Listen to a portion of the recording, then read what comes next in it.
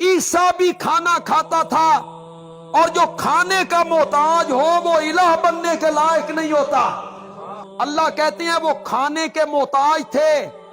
اور جو کھانے کا محتاج ہو وہ زمین کا بھی محتاج ہوتا ہے۔ جو کھانے کا محتاج ہو وہ سورج کا محتاج ہوتا ہے، جو کھانے کا محتاج ہو وہ چاند کا محتاج ہوتا ہے، جو کھانے کا محتاج ہو وہ درانتی کا محتاج ہوتا ہے، جو کھانے کا محتاج ہو